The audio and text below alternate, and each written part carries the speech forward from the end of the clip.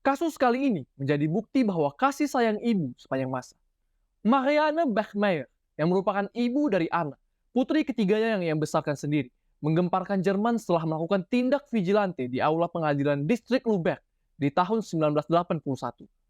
Sebelum ke inti cerita, selamat datang di channel Willy C. Kenalin, gue Willy Kurniawan.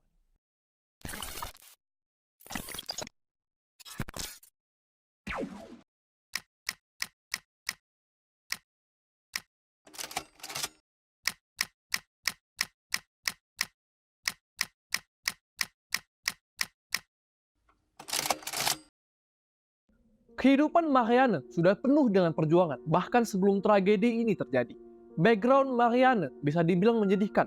Lahir di Zachstedt pada tanggal 3 Juni 1950, Marianne tumbuh di keluarga yang cukup taat agama, namun penuh pertengkaran. Orang tuanya kurang begitu akur sehingga sering terdengar cekcok antara keduanya, dikarenakan sang ayah yang merupakan mantan anggota Waffen SS, yaitu pasukan elit dari Nazi. Hal ini menjadikan ia sebagai sosok yang tegas, keras, dan memiliki disiplin yang ketat. Namun di sisi lain, ayahnya juga merupakan seorang peminum dan sering menghabiskan waktu untuk mabuk di bar dekat rumah mereka. Ketika mabuk, inilah yang ayahnya lakukan. Ia menjadi agresif dan kasar, hingga akhirnya kedua orang tua Marianne bercerai dan Marianne ikut dengan sang ibu. Ibunya kemudian menikah kembali dengan pria lain. Namun kali ini, sang ayah tiri juga memiliki sikap yang keras dan cenderung diktator. Marianne seringkali dilarang untuk melakukan sesuatu yang diinginkan dan harus patuh pada ayah tiri. Sikap ini membuat rumah tangga itu memanas karena Marianne sering melawan dan berakhir pada adu mulut. Karena tidak tahan, Marianne mengadukan hal ini kepada sang ibu dan berharap mendapatkan jalan tengah. Tetapi kekecewaan harus diterima karena sang ibu justru menyalahkan Marianne dan berakhir pada pengusiran. Di usia yang harusnya masih duduk di bangku sekolah, Marianne justru hidup terombang-ambing di jalanan hingga Marianne hamil di luar nikah. Tetapi saat itu anak pertama Marianne lahir di usia yang baru menginjak 16 tahun dan anak kedua lahir di saat usia 18 tahun. Karena kondisi yang kurang memungkinkan, Marianne memberikan kedua anaknya untuk diadopsi sesaat setelah melahirkan. Permasalahan hidupnya tak berhenti sampai di situ, karena beberapa bulan setelah ia melahirkan anak keduanya, ia diperkosa oleh seorang pria. Marianne pun kembali menjalani hidupnya dengan bekerja di bar dan berakhir menjalin hubungan dengan pemilik bar tempat ia bekerja, Christian Berhold. Hubungan mereka berjalan cukup baik dan berakhir melakukan hubungan intim sehingga Marianne kembali mengandung. Tetapi Christian mengaku belum siap memiliki anak, sehingga Marianne pun memutuskan untuk merawatnya seorang diri. Pada tanggal 14 November 1972, di usia 22 tahun, putri ketiganya lahir dan diberi nama Anna Bachmeier, yang mana setelahnya Marianne melakukan operasi tubektomi. Jadi, sejak inilah kehidupannya sebagai orang tua tunggal dimulai. Bagi yang belum tahu, apa sih operasi tubektomi? Operasi tubektomi adalah salah satu bentuk media kontrasepsi atau pencegahan kehamilan dengan menutup, mengikat, atau memotong saluran yang merupakan jalur sel telur untuk membuahi di tuba falopi. Metode ini bentuk sterilisasi secara permanen untuk wanita. Jadi sebenarnya dikatakan Marianne tidak lagi ingin memiliki anak setelah anak. Marianne tetap menjalani pekerjaan sebagai pekerja di bar, sambil membawa Anna yang ia titipkan di ruang belakang. Ia akan mengecek Anna setiap ada waktu luang dan jam istirahat. Dari sini bisa dibilang kehidupan Anna juga cukup menyedihkan, karena sejak kecil ia sudah menyaksikan perilaku-perilaku yang kurang baik. Beranjak usia, saat Anna menginjak umur sekitar 4 tahun, Marianne menganggap Anna sudah bisa melakukan banyak hal sendiri. Ia pun mulai fokus untuk bekerja. Ia meninggalkan Anna dengan makanan hingga selesai bekerja, baru mengajak pulang. Singkat cerita, saat Anna berusia 7 tahun, ia bertengkar dengan Marianne. Pertengkaran biasa antara ibu dan anak. Marianne yang menganggap bahwa itu adalah hal yang biasa, memutuskan untuk tetap bekerja seperti biasa. Jika tidak, bagaimana ia akan memenuhi kebutuhan? Ia justru mengira bahwa sang anak akan berangkat ke sekolah setelahnya. Namun karena ini, Anna menjadi kesal dan memutuskan untuk mogok sekolah. Anna kemudian berjalan-jalan di daerah sekitar dan bertemu dengan seorang pria penjual daging bernama Klaus Grabowski, berumur 35 tahun. Grabowski yang merupakan tetangga mereka ini mengajak Anna dengan modus bermain dengan kucing di rumahnya. Sayang, anak sekecil itu tidak mengetahui bahaya yang sedang mengancamnya. Karena saat berada di rumah itu, pintu dikunci dan ia menahan Anna selama beberapa jam. Ia menyekap Anna dan melakukan pelecehan seksual hingga membunuh Anna dengan menjerat leher anak itu. Pihak kepolisian menyebutkan bahwa alat yang digunakan untuk mencekik merupakan sebuah Pantyhose. Kegiatan Grabowski tidak berhenti sampai di situ. Tubuh tidak bernyawa Anna diikat, dimasukkan ke dalam sebuah kotak, dan ditinggalkan begitu saja di tepi kanal.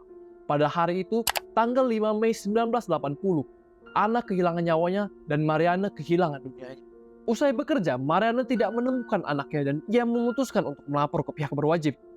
Pencarian dilakukan selama berjam-jam sampai akhirnya Marianne menerima kabar bahwa Anna telah ditemukan. Naas, kabar ini justru menusuk hatinya karena Anna ditemukan dalam keadaan tidak bernyawa di dalam kotak.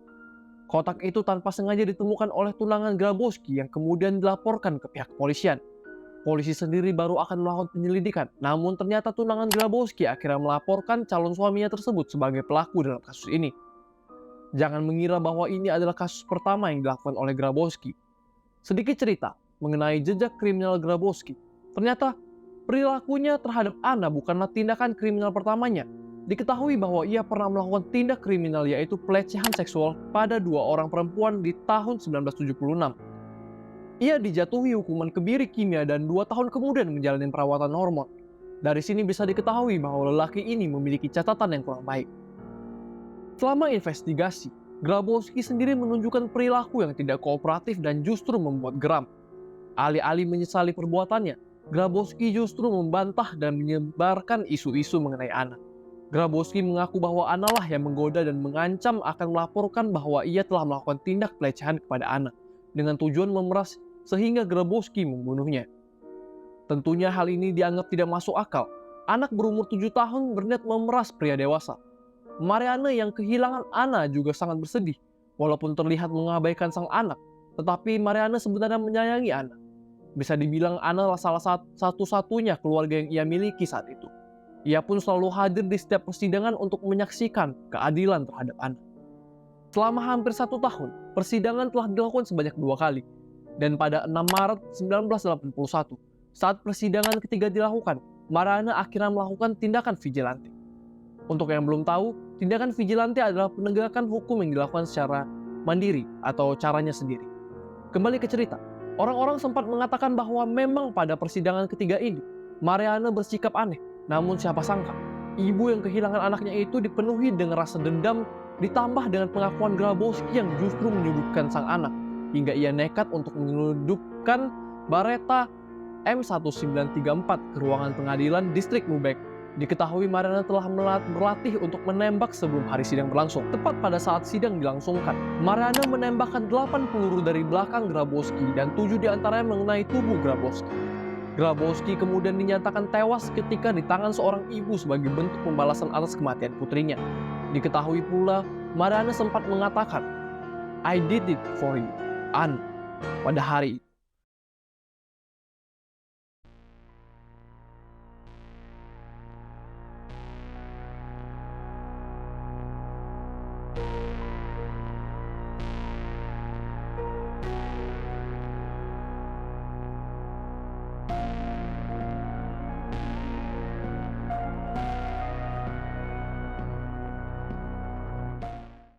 Kasus ini menarik perhatian banyak pihak dan media, hingga disebut kasus main hakim sendiri paling populer di Jerman.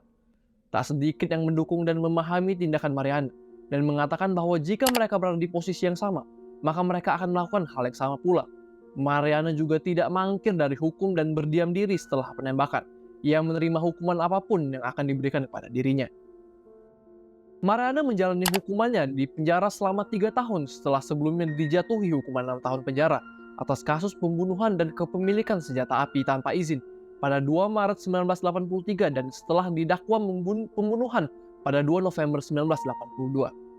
Setelah dibebaskan, Marianne kemudian pindah ke Lagos, Nigeria, setelah sebelumnya menikah dengan seorang guru yang mengajar di sekolah Jerman.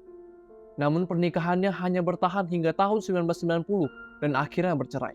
Kemalangan Marianne ternyata belum berhenti. Marianne yang sempat pindah ke Sisilia sebelum kembali ke Jerman didiagnosis kanker ke pankreas. Di sebuah rumah sakit di Lubeck, pada 17 September 1996, Marianne yang berusia 46 tahun menutup usia ditemani Lucas Maria Bomer yang merupakan seorang reporter NDR dan mendokumentasikan momen-momen akhir dari hidup atas permintaan Marianne sendiri. Kisah ini pun ditutup dengan Marianne yang dikuburkan di samping makam putrinya, Anna Beckmeyer, di pemakaman Lubeck. Konon Mariana tidak pernah menyesali aksi ini hingga akhir hayat. Kehidupan setiap orang memiliki jalannya masing-masing dan tantangan masing-masing. Kita tidak berhak menilai kehidupan orang lain, tapi kita mengetahui apa yang benar dan apa yang salah. Segitu aja bahasan kita kali ini. Jangan lupa like, comment, share, dan subscribe. Gue Willy Kurniawan, adios.